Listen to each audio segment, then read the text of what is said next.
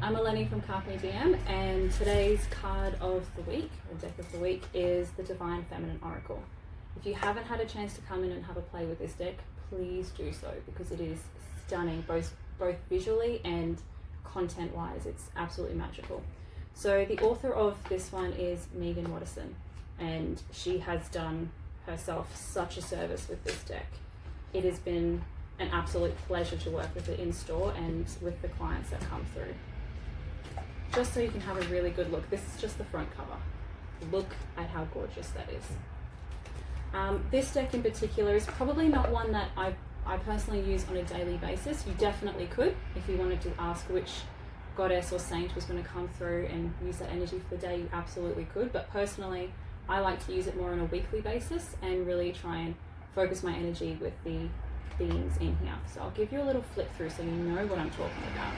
This deck harbors the most gorgeous illustrations by Elizabeth.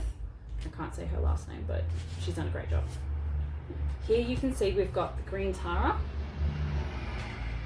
Mary of Nazareth, so that would be Christianity. We've also got Isis, ancient Egypt, Bridget, which I believe is like a Celtic Irish background, Lalita.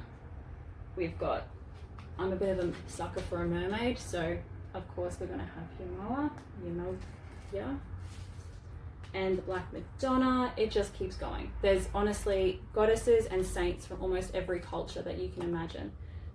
We've also got Kuan Yin, we've got, it keeps going. I could go through the whole deck, but we're going to be here forever. So when I work with these ones, I really love to just focus my energy with the one goddess or saint that comes through. So let's have a little play with her today, because I haven't done my weekly pull this week. It's my little breaking of the energy, make sure that no one else is on there. And who am I going to get today? Hello. Ooh, Teresa of Avila, Our Lady of the Interior Life. Now the affirmation on there says, I trust the answers I find within me. I know that the presence of love is real. So the difference between a goddess and a saint is, my understanding is that a saint is somebody who has walked this earth, and a goddess is someone who is more ethereal, has more of that godlike energy. So Teresa of Avila, now you can see the thickness of this book. This is not little, like in comparison to some of the other oracle decks books that you'll see around. This has got some girth to it. Now she doesn't have things in alphabetical order, but she does have them in like their cultural groups, which is really great. Once you start to work with them a bit more, you'll understand how to look for them. Page 35. Now another reason why I love this deck and refer to it often is that she actually puts the entire history of that individual in here. So you're not just getting the message of the card, which is vital, but you're actually having a really good understanding of what that woman has done here on earth, and you can get a real affinity to who they are and their energy. So a quick intro to Teresa.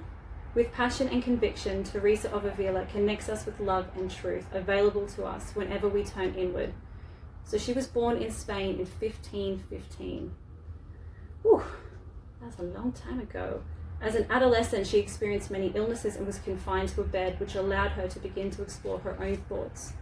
In every book she could find on spiritual exploration and contemplative prayer. So it goes on and on. You can see here, just these 2 pages and the one just before is all just about her life and how she came to be and where she got to who she is and where she was of that day. Now, the next part of this book says, when your soul selects this card, so the meaning behind the card, is there's a call for importance of the interior life. She knew intimately about the spiritual wealth that we all possess and access. So if we're willing to go inward, we're going to get more of what we're after. So it goes on for a little bit. I won't go to the personal message on this one. But essentially I feel like what they're saying is, stop looking outside for validation, look more inward. So I tend to use different tools to get answers, and it's saying you don't need all those bits and pieces. It's great to have, but I've actually got all the answers that I need right here. So that is the Divine Feminine. When I work with each one of these cards, I like to put one at my altar or even under my pillow when I go to sleep, and I ask that I use that energy through the night to work through my dreams.